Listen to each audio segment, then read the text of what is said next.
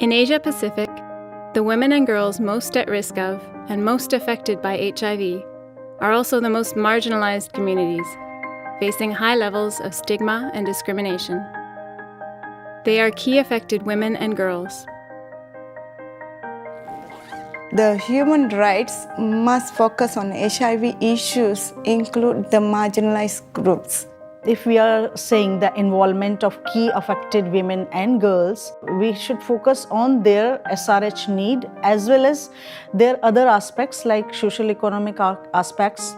In terms of service, delivery, there's no services at all for a woman who uses drugs. We are one of the highest burden in HIV risk. We face 50 times higher risk to get transmitted of HIV. Women have a big or multiple burden in life. How about us? What is Agenda 2030? Adopted in 2015, Agenda 2030 is a 15-year action plan composed of sustainable development goals and targets which aim to achieve sustainable development across the globe.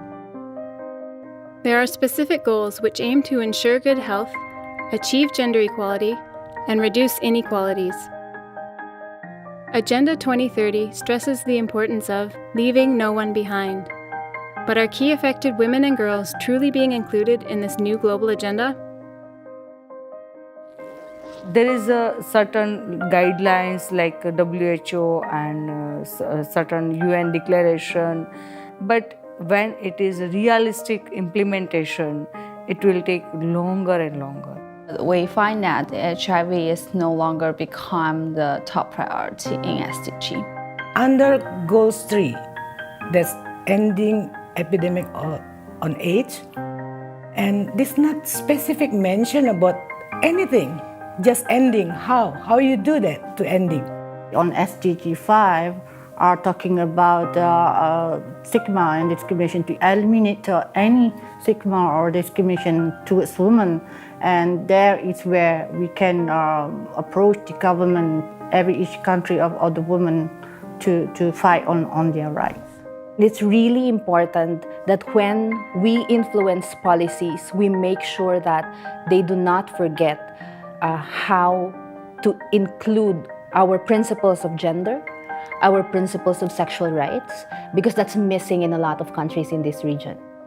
We are making so many strategies, we are making so many policies, we are making so many slogans, but I think that if you are making something for us, you have to include us equally with you.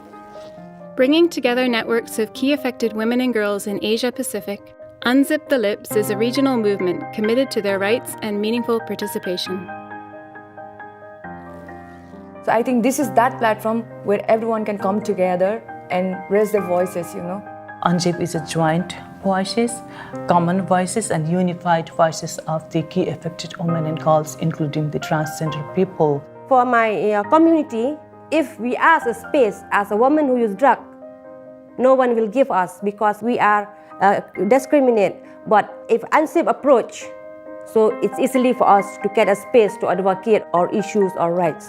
We need collaboration at all levels, government, civil society, development partners, to work together and to think together on how we can include all the population and ensure that no one left behind. We cannot do it alone. We need people who support us, who will back up our issues. I can say this possible if everybody recognize there is key affected women and girls and involve them. You cannot achieve anything without us.